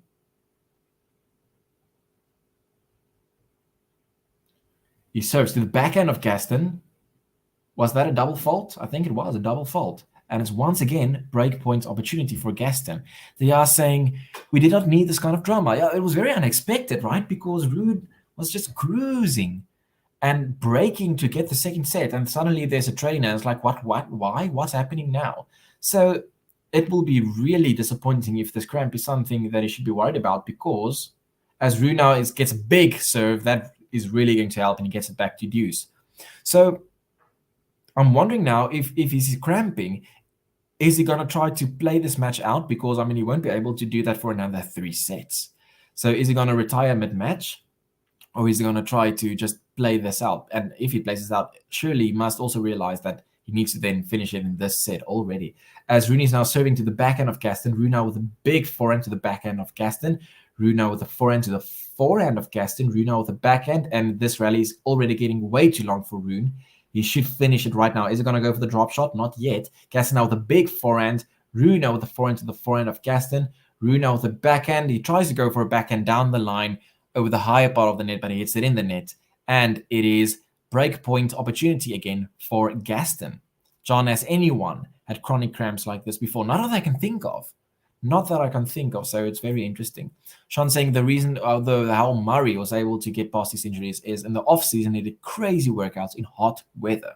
Okay, that is an interesting strategy. It will be interesting to see whether Rune maybe can follow the same strategy there as he now faces breakpoint. Let's see whether Gaston is able to get this breakpoint.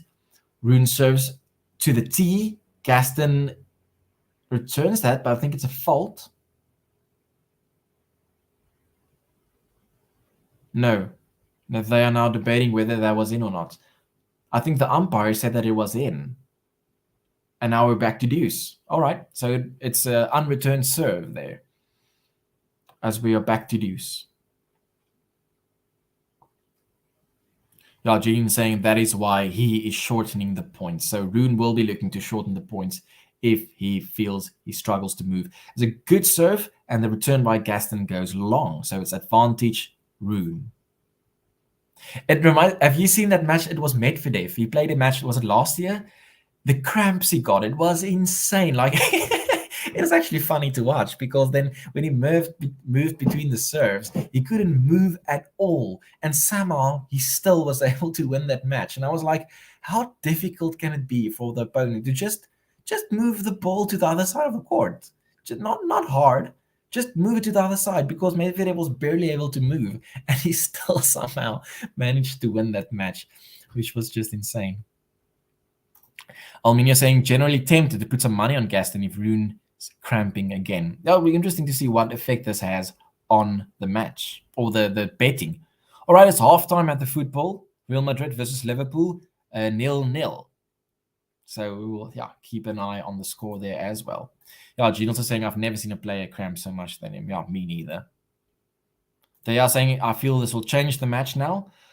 I really hope not. I really hope not. Because not only because it's a pity if the match ends like that, and not only because it will make the match like the reason I don't want it to happen. Okay, and Gaston goes for the drop shot, and I guess that Gaston is gonna go for the drop shot now even more often, because it will then force Rune to run. But also the reason it will be disappointing if it is a cramp is we still then have 3 sets left. And it's not that I have a problem of watching 3 more sets of tennis, but it's going to be disappointing to watch 3 more sets of tennis where Rune is not moving, right? So, yeah, we'll keep an eye on whether the injury is relevant or not. So that's a great forehand, though, down the line by Gaston. Rune is able to get there, but then Gaston follows up with a drop shot. So it'll also be interesting to see, will Rune even bother to go for the drop shots of Gaston? All right, let's see. Gaston now serving, and Rune is returning, but it's a fault. Okay, so Almenia confirming that match of Medvedev was against Popyrin. All right, so yeah, I can't remember the opponent, but well done there for remembering against who that was. Yeah, Gene also conferring terrible at Popyrin. Yeah, I just thought that, like, I'm not saying I would be able to do that. I would be terrible, but I mean, wasn't it just a case of just hitting the ball like left and right? And just a drop shot from the return, but he was literally like just playing the ball in the middle of the court, and Medvedev didn't even really have to move during that match. Rune now returning. Gaston is now shanking that, and he hits that for 6 runs.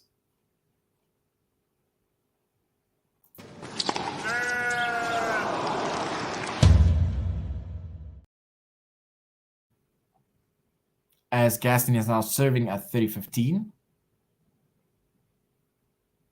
And Rune returns with his backhand. It's a good deep return. Rune now with a forehand slice. Rune now with a backhand to the forehand of Gaston, who slices it. And Rune now with a forehand, and it's for a beautiful winner. And we're on 30-all. King Adjust asking, how often do I play tennis? So I currently have a knee problem now for the past year. And actually, I'm going for a knee operation now the 8th of June. When is that? It's like in a week's time. So, but I also have some heart problems from last year as well. So a lot of issues. So the combination of my heart and my knee has prevented me from playing this past year. Other than that, I play, like, let's say once a week. I'm terrible, but like whether I'm injured or not, I'm terrible, but I love it. That's the thing. I love playing tennis, but I'm not good at all. I've only started playing tennis for the first time in 2013. So it was not like I didn't have lessons ever or stuff like that. I just in 2013 I decided to pick up a racket. So obviously my technique is horrible. I play with a single-handed backhand because I think it just looks so nice, but it's probably not that effective. Gaston just hit a double fault, and it's a break by Rune. Wow. All right. Interesting. So then maybe if Gaston keeps on hitting, it was just only once, but if he gets double faults, then Rune doesn't really have to run for anything. Gene's thing, I think it was in Miami, where Medvedev got the cramps and was still able to beat. It was so funny to watch. But it shouldn't be funny. It's an injury. So I shouldn't be laughing, but it was it's not funny. It's really not funny. All right. Let's see. Okay, Alminio, so you gotta go enjoy the match. Good to meet you, Alminio. I'll hopefully see you in the future chat as well. As Rune is now, Gaston is going to the net, and he tries to hit a volley there unsuccessfully. And Rune is up 15-love. Yeah, Phil is saying he has cramps, but he breaks. It's tennis is an odd sport. Like, and it's also that classic debate. Like, when you see your opponent is injured, the question is always, how should it affect your play? And it could actually have a negative effect on you when you think your opponent is injured, and you start to focus on your opponent rather than your own game. That could also actually happen. You're just saying good luck with the knee. It's a minor operation. It's like the meniscus. I don't know if you heard of something like that. So it's a meniscus tore thingy, and I had the same operation 10 years ago. So it's minor. It's like a month, hopefully, and I think I will recover better than Federer did. Let's put it that way. Okay, I was saying, oh no, I had knee and hip surgeries, but I still play. I'm so disturbed. Yeah, as I say, I think it sounds worse than it is when I say I'm going to have a knee operation. It's just the meniscus torn. As far as I can remember, that's a minor thing. I think we'll be then hopefully ready to play within a month's time, but then my heart is unfortunately also still a bit of an issue.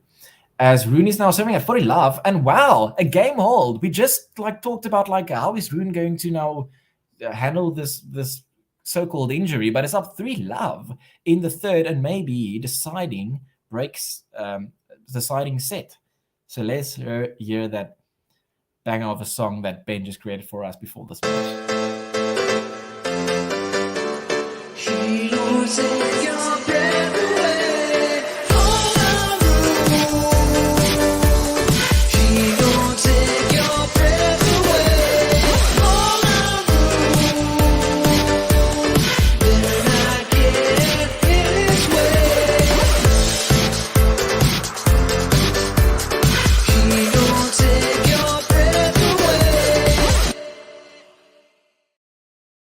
right, we're up 3-love in the third set, and it seems like the whether he has an injury or not, it could be that he does in fact have an injury, but it's just that he's able to play around that by shortening the points, and maybe Gaston also not really capitalizing on that opportunity. King just asking, is it okay to play tennis with a cold if my body feels a bit sensitive? So I'm not a doctor, so yeah, this is not medical advice, but my advice as a friend would be no, don't do it. It's not worth the risk for one match. Keep in bed, rest, drink your fluids. But as I say, I'm not a doctor, so yeah. But I'm assuming then you have a cold at the moment, so hope you get better soon. But yeah, the only thing I know is they always said when you're feeling a bit ill, don't play sports. Your heart rate shouldn't go up when you are feeling ill, when your immune system is down, apparently. But as I say, I don't know much. I'm not a doctor. Yeah. But as I say, my opinion is literally just from a concerned, from a GTL family member to another GTL family member. As Gaston is now at 30-love, serving, and it seems like he's holding well. Rune now goes for a backhand to the forehand of Gaston. Rune now with a drop shot. Gaston will get there comfortably, but Rune is also ready for that. It's a lob. Gaston tries to go for the tweener of the year. He's not able to get that, and it's 30-15 for Gaston.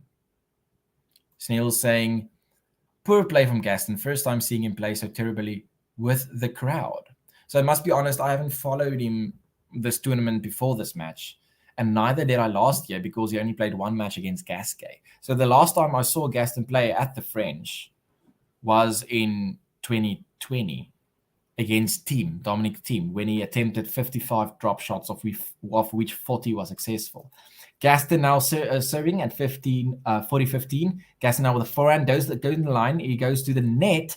Rune tries to go for the passing shot, but Gaston gets there, but he doesn't get enough on the ball. Rune is there, ready to hit it for a winner, and it's 40-30. Also, by the way, so as I said, I'm doing this from my flat now tonight, and this also means that I don't have my studio mic with me. I'm doing that actually over my laptop mic. So I'm hoping the quality of the sound is okay. It's probably not top-notch quality that you expect from GTL, but I'm hoping that you can hear me more or less fine. As Gaston is able to hold there, and he gets his first game on the board in this third set, 3-1, and Rune will be serving out immediately, as there is no changeover. Adam saying JJ and Ben are better than you. Well, that's true. That's 100% true. I agree with you on that one. They are the original GTL legends. As Rune is now serving at 3-1. He serves to the backhand of Gaston. Rune now with the backhand to the forehand of Gaston. Rune now with the backhand to the forehand of Rune. Gaston now with the backhand to the forehand of Rune. It's it in the net, and it is 15-love.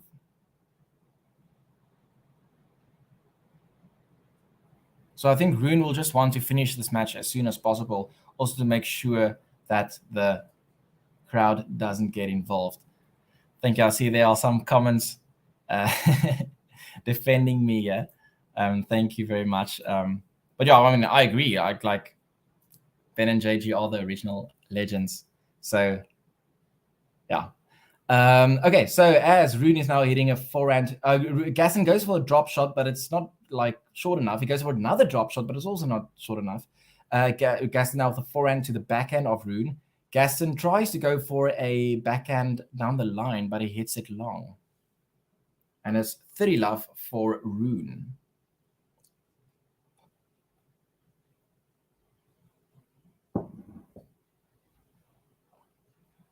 Is this the last match still being played at the moment in the French? Or are there other matches also live at the moment in the French Open? As we are now on 30-love for Rune. A good serve to the backhand wide of Gaston. Gaston now tries to lob it, but Rune is at the net. He's going to smash it away for a winner. And it's 40-love, and Rune is ready here to take a game to love.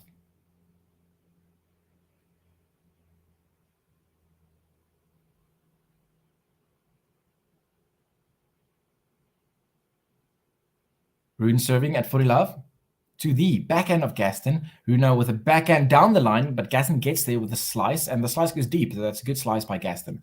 Rune now with a forehand down the line. Is that in? No, it's not. Went long. It's 40-15. 40-15. That is not a score I want to remember.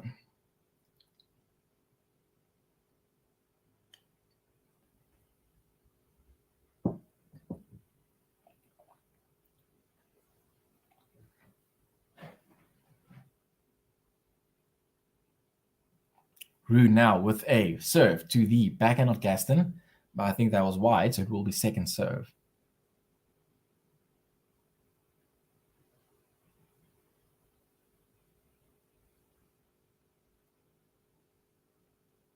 Second serve? Okay, no, then it must have been led because it's now second serve after he hit the net. To the backhand of Gaston, Rune now with a forehand, and it is in very deep. Rune with a backhand winner, cross court, and he takes that game, and it is 4-1, dominating the last set, despite the cramps that he seemed to have after the second set.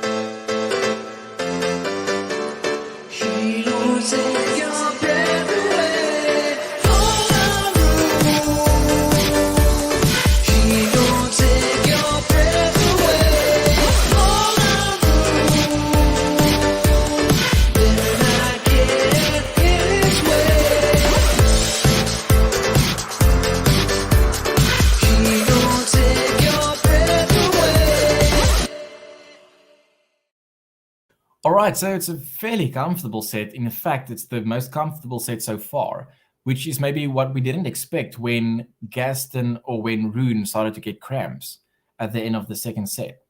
So I'm thinking how many people actually placed a bet for Gaston to win as soon as they saw Rune cramping.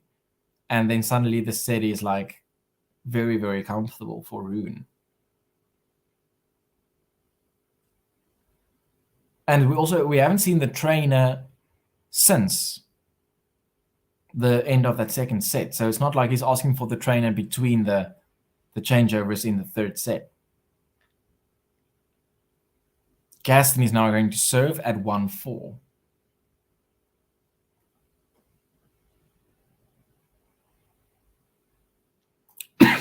Sorry. The guy asking, how do you feel the Alcaraz surge is motivating the younger players? It's interesting, like when they asked Tsitsipas about it, and my thoughts were Tsitsipas is probably going to be very jealous of Alcaraz. So I think when you say the younger players, you have to differentiate between the so-called next gen, whom is older than Alcaraz, right? Your Zverev, your Tsitsipas, your Rublev, Medvedev. And then you have the younger players who are the same age as Alcaraz. You know, your Sinner, your Rune, your Musetti, and maybe you can say Felix Auger-Aliassime. So I think for the older players, I would expect them to be a bit jealous, and then it would not motivate them, but rather maybe affect them in the negative way. But maybe the younger, when you talk about the 19-year-olds, I guess that is possible. Yeah, I guess that is possible. If they see, well, if this person can do it, then I can't use age as an excuse for not being able to put up results now already. I don't have to wait for when I'm 25 years old. King of Just saying, I was going for Gaston to win from the beginning, but congratulations to Rune. Yeah, Rune was playing very well this match so far, very aggressive. I would say Gaston probably disappointing, although I didn't really give him a chance from the beginning of this match because all I had going for Gaston is basically his 2020 French Open results. As Rune now is a drop shot, both of them at the net, and Rune is able to take that point away, and it's love 30. Oh no, it's love 40. All right, so he's going to maybe break to love. And this will then mean that Rune will be serving for the match and maybe provide him a breadstick fresh out of the oven. Yeah, they are saying good point. I would say both categories. Yeah, so I think these days you have like next gen, and then you have next gen. And yeah, it gets ridiculous. And Rune is able to hit that away for a winner. He breaks on a love game, and he'll be serving for the match at 5-1.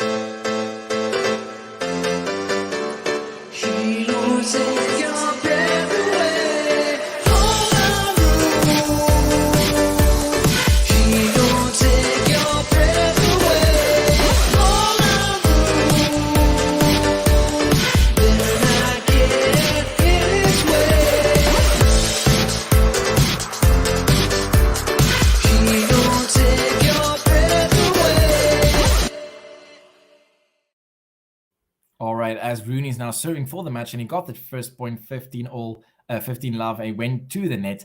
Yeah, the thing is, I always forget about the break button. I always do. So sorry about that. I'm not going to play it now because the match is the game is already underway, as he's now having second serve on 15 love. King just going for Gaston in 5. I'm going to pin that one because if that turns out to be correct, it's going to look very good. As Gaston is now hitting a forehand down the line, Gaston gets there with a backhand winner cross court. That's a brilliant winner there by Gaston. Unfortunately, I think that's too late to bring winners such as these, but nevertheless, a very good backhand cross court winner. 15 all. Rune serving for the match.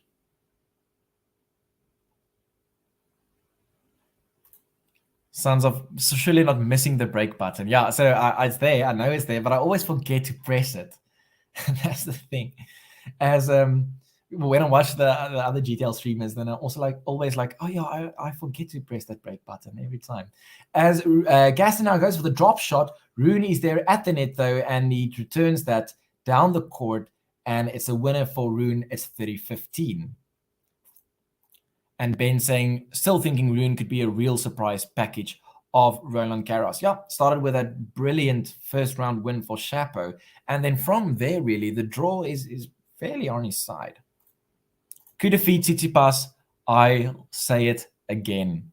All right, so we have to star that comment, and then we'll remember that Ben said that he's could defeat Tsitsipas. Sorry, I missed the point there. I'm not sure what happened, but it's 30 all. Was it a double fault?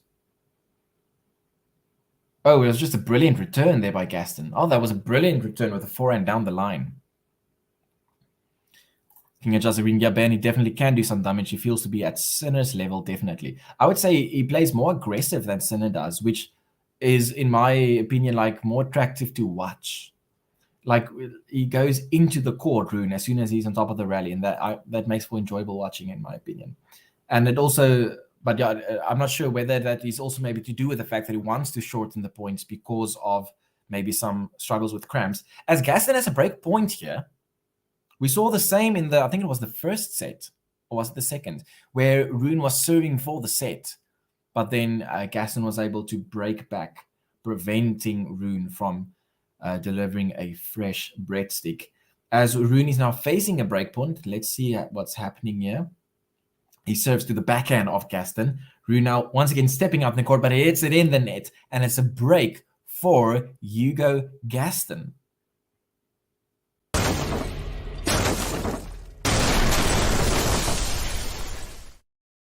And now remember to play the button.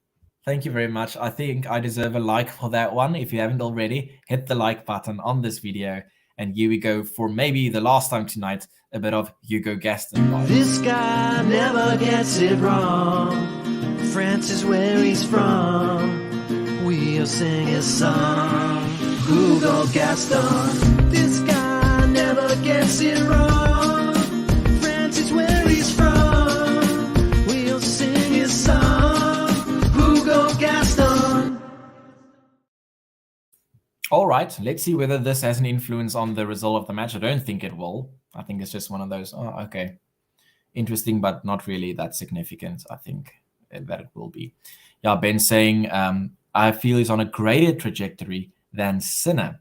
Interesting. I think, is Sinner 20 years old, right? I think Sinner is 20, Rune is 19. Similar to Alcaraz. Sinner hasn't really improved much in 2 years. I think we can say the same for Felix Auger-Aliassime. Felix is still very, very young, but he hasn't really done anything additional to his results from 2 years ago. So you could argue that and I know Gil Gross said the same in one of his podcasts, you'd expect, given how everything looked 2 years ago, that Felix would be higher up in terms of getting results and his seeding. All right, let's see. It's a 15 love here for Gaston. As he serves to the forehand of Rune. Rune now with a backhand in the net, and it's 30 love. They are saying FA is improving lately. Also, obviously, as we know, he had a great start to this year with the what cup? what do you call that cup? I can't remember now. But in that cup for Canada, he played so well. And then Australia also did so well. And then, unfortunately, after Australia, things went a bit downhill. But yeah, he definitely made some improvements during this year. So hopefully he can get to that form that he was on in the beginning of this year. As Gaston is now 40 love, just showing some momentum here. There's a good return there by Rune with the backhand on the line, but it's again a great cross-court backhand by Gaston, and he gets the game. And it's 5-3, and Rune will now serve for the match once again. Ben saying Sinner's still falling short at Grand Slam level. Yeah, so we'll see what he does against Rublev, because I would say we could say the same for Rublev, also at Grand Slam level, not really getting there. So that will be an interesting matchup. It's also an interesting stat. I don't know how relevant that is, but an interesting stat is that Rafael Nadal is the only player Sinner has lost at the French Open before. Just a random stat. Make of that what you will, but still interesting. Casey, you definitely deserve the like comment. Thank you very much. So for those of you that are joining me here tonight, thank you for joining it despite the football being on. I don't know if you watch both at the same time currently or follow it both at the same time.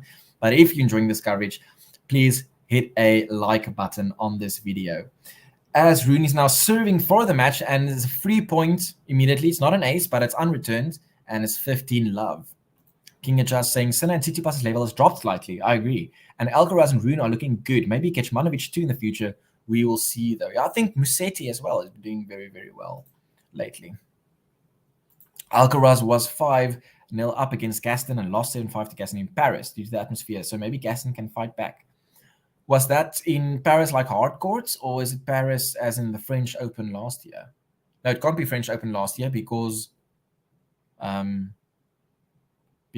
Gaston played against Richard Gasquet in the first round. So was that Paris the hard courts that you're referring to there? As Rune now hits to the backhand of Gaston, Rune now is at the net with a backhand. Oh, that's a brilliant get though by Gaston, but Rune hits it long. Rune hits it long, and that's brilliant running by Gaston. He just gets the ball back, and it's just that extra ball that you need to get back, and then you just never know. And it's 50-0, and the crowd is starting to get involved here.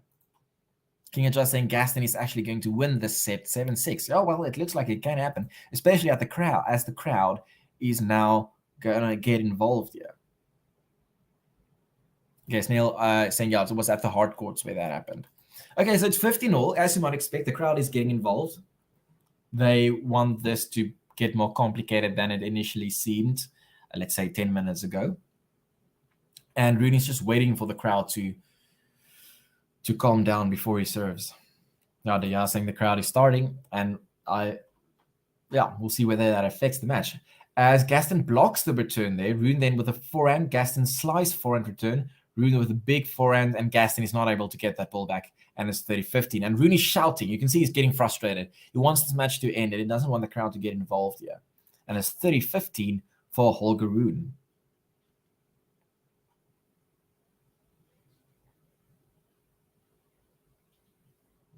I see the Patrick, the coach, is there. I can't pronounce his surname, but you know who I'm talking about. The coach, Simona Halep's coach, is there in the stands. What do you make about his post? Did you see the post he made about Halep? It was strange to me. It was a very strange thing to do. Like, he posted about how Halep's results are not good enough and how he takes responsibility. That was an odd move for me. As Rune now hits, he's in control of the rally. Gaston now with a forehand to the forehand of Rune, who hits a massive forehand down the line, but Gaston gets there. Rune now with a big forehand again, and this time Gaston is not able to get there. And it's 40-15, and Rune now with 2 match points. Ben helping me out with the coach's surname, Moratoglu. Is that correct? Am I pronouncing it correctly? Moratoglu. So it's Patrick Moratoglu. All right. 40-15, 2 match points by Holger Rune.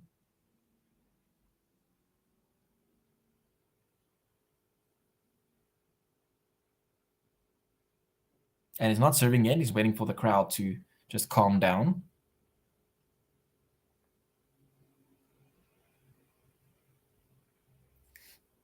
Is that an ace? No, it's a fault. Ben saying perfect. Well, don't ask me to pronounce Iga Exactly. Oh, that's a great return there by Gaston, and it's 40-30. Iga, I'm worse than John Silk.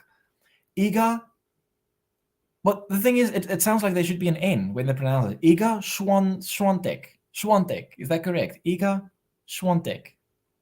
I don't know. That's the most difficult one. As 40-30, it's another match point opportunity for Holger Rune.